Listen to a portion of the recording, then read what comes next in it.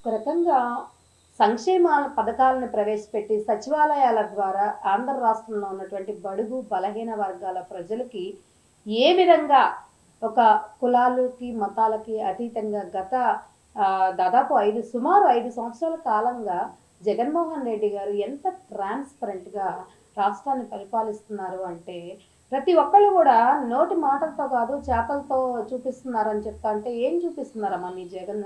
ఏంటి సోషల్ మీడియాలో ఇష్టం వచ్చినట్టు మాట్లాడుతున్నావు రోజారాణి అని చెప్పి నాకు పని బాట లేని వాళ్ళు ఈ మధ్య ఫోన్స్ చేస్తూ ఉన్నారు. కాబట్టి నేను వాళ్ళకి చెప్తా ఉన్నాను, మీరు ఎలాంటి మాటలు మాట్లాడినా నేను ముక్కుసూటిగా వెళ్తాను. జగనన్న ఏది చెప్తారో చేస్తున్నారో అది నేను చెప్తున్నాను ప్రత్యక్షంగా. మీకు నిజంగా అలాంటి ఇంట్రెస్ట్ ఉండి నిజంగా రాష్ట్రం అభివృద్ధి జరుగుతుందా లేదా అని నన్ను విమర్శించే బదులు మీరు ప్రతి ఒక్కళ్ళు నేను చెప్తున్నాను చూసుకోండి. మీరు ఎంతమంది బెనిఫిట్ అవుతున్నారు, ఎన్ని కోట్ల రూపాయలు ప్రజలకు ఖర్చు పెడుతున్నారు, జగనన్న ప్రభుత్వం ట్రాన్స్పరెంట్గా మీ ముందుకు తీసుకొస్తా ఉన్నాను. కాబట్టి ముందు మీ మీ నోటికి తాళాలు వేసి మీ మైండ్కి బుర్రకి పదులు పెట్టండి అని చెప్పేసి నాకు ఎవరైతే ఫోన్లు చేస్తున్నారో వాళ్ళందరికి కూడా చెప్తా ఉన్నాను. కాబట్టి ఇప్పుడు ఏదైతే పథకాలు డీబీటీ కావచ్చు, నాన్ డీబీటీ కావచ్చు, ఈ పద్ధతుల ద్వారా ఎవరెవరు ఎలా బెనిఫిట్ అవుతా ఉన్నారో నేను మీకు చెప్తా ఉన్నాను చూసుకోండి.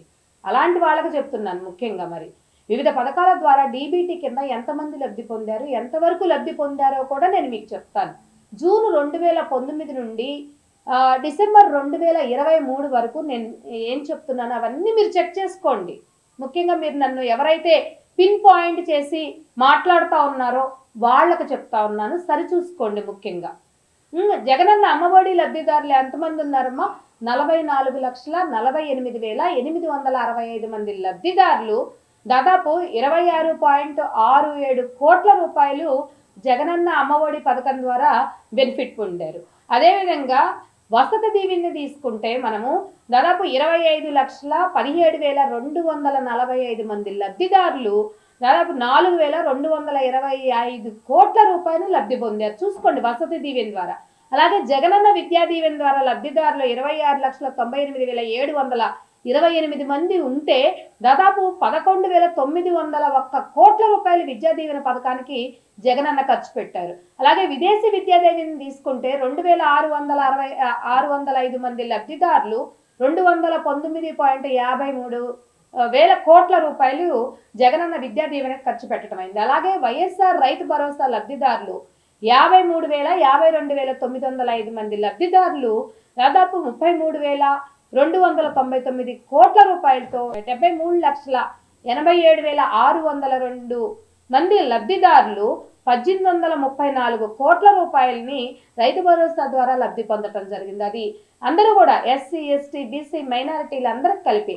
అలాగే వైఎస్ఆర్ ఉచిత పంటల బీమాని తీసుకోండి, 54,75,651 మంది 7,802 కోట్ల రూపాయలతో ఉచిత పంట బీమాకి లబ్ధి పొందుతున్నారు. అలాగే రైతుల కోసం ఇన్పుట్ సబ్సిడీ లబ్ధిదారులు 22,84,841 మంది లబ్ధిదారులుంటే డైరెక్ట్గా 977 కోట్ల రూపాయలు రైతులకి డైరెక్ట్ ఇన్పుట్ సబ్సిడీలు కూడా జగనన్న ఇవ్వటం జరిగింది. అలాగే వైఎస్ఆర్ మత్స్యకార భరోసా లబ్ధిదారులు 2,43,394 మంది లబ్ధిదారులు 538 కోట్ల రూపాయలు మత్స్యకారులకి జగనన్న ఖర్చు పెట్టడం జరిగింది.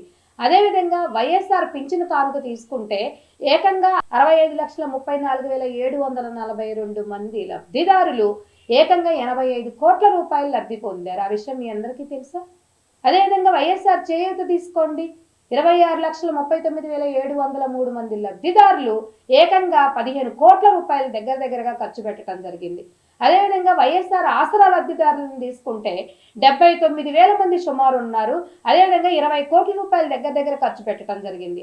అలాగే వైఎస్ఆర్ బీమా లబ్ధిదారులను తీసుకోండి, దాదాపు 1,03,171 మంది లబ్ధిదారులు 1,848 కోట్ల రూపాయలు మరి బీమా ద్వారా ఇది అవటం జరిగింది. అలాగే కాపు నేస్తం తీసుకోండి, కాపులకి 3,57,844 మంది లబ్ధిదారులు ఏకంగా 2,023 కోట్ల రూపాయలు ఖర్చు పెట్టడం జరిగింది వైఎస్ఆర్ కాపు నేస్తంకి, వైఎస్ఆర్ కాపు నేస్తం. అదేవిధంగా వైఎస్ఆర్ నేతన్న నేస్తం తీసుకోండి, వాళ్ళ రోజున మరి 82 లక్షల మంది లబ్ధి పొందారండి వైఎస్ఆర్ నేతన్న నేస్తం ద్వారా. దాదాపు 983 కోట్ల రూపాయలు వైఎస్ఆర్ నేతన్న నేస్తం ద్వారా జగనన్న అందజేయటం జరిగింది. అదేవిధంగా ఇలా ఇవాళ రోజున జగనన్న చేదోడు దాన్ని తీసుకుంటే రజకులు కావచ్చు, నాయి బ్రాహ్మణులు, ట్రైలర్స్ ఎంతమంది, వైఎస్ఆర్ లా నేస్తం కావచ్చు, వైఎస్ఆర్ వాహన మిత్ర లబ్ధిదారులు కావచ్చు, వైఎస్ఆర్ ఆరోగ్య ఆసరా కావచ్చు, ఎంఎస్ఎంఈలు, రీస్టార్ట్ లబ్ధిదారులు, మరి ఎన్ని జరుగుతూ ఉన్నాయి. ఇవన్నీ చెప్తూ పోతా ఉంటే దాదాపు అగ్రిగోల్డ్ లబ్ధిదారులను తీసుకోండి, అర్చకులు, ఇమామిన్స్, వీళ్ళందరూ పాస్టర్స్ వీళ్ళు తీసుకోండి. అదేవిధంగా మళ్ళీ కోవిడ్ సమయంలో తెల్ల కార్డు లబ్ధిదారులకి ఎంత ఖర్చు పెట్టారు. అలాగే వైఎస్ఆర్ బీఈసీ నేస్తం కావచ్చు, వైఎస్ఆర్ ఆరోగ్యశ్రీ కావచ్చు, వైఎస్ఆర్ కళ్యాణమస్తు, షాదీ తోఫాలు, హౌసింగ్ బెనిఫిషియర్స్, జగనన్న తోడు, మొత్తం లబ్ధిదారులను తీసుకుంటే ఎంత మందమ్మ. అదే ఇంకా నాన్ డీబీటీ పద్ధతి ద్వారా చూసుకుంటే జగనన్న తోడు, జగనన్న గోరుముద్ద, వైఎస్ఆర్ సంపూర్ణ పోషణ, జగనన్న విద్యా కానుక, ఇళ్ల స్థలాలు, కంటి వెలుగు లబ్ధిదారులు, ట్యాబ్లు, ఏంటి అసలు ఒక విధంగా తీసుకుంటే ఎన్ని, ఒక పవర్ సబ్సిడీలే తీసుకోండి, ఎస్సీ ఎస్టీ కుటుంబాలకు ఆక్వాకి 9 గంటలు ఉచిత విద్యుత్తుని ఇవ్వట్లేదా? మీకు కరెంటు బిల్లులు లేకుండా మరి ఎస్సీ ఎస్టీ కుటుంబాలకి ఆక్వాకి 9 గంటల ఉచిత విద్యుత్ ఇస్తున్నారు. మరి ఎంతమంది లబ్ధిదారులు, మరి నాన్ డీబీటీ ద్వారా ఎంతమంది లబ్ధి పొందుతున్నారు? సో ఈ విధంగా మీరు తీసుకుంటే మొత్తంగా 12,72,41,909 మంది ఏకంగా 4,14,702 కోట్ల రూపాయలని ఒక ఇట్లా ఎవరైతే అర్హులై ఉన్నారో వాళ్ళందరికీ కూడా సమకాలీన న్యాయం చేస్తూ వివిధ పథకాల ద్వారా అందరికీ ఇవ్వటం జరిగింది రాష్ట్ర వ్యాప్తంగా. మరి ఇవన్నీ మీకు తెలియట్లేదా? ఏం బాగుతున్నారు మీరు? ఏం బాగుతున్నారమ్మా?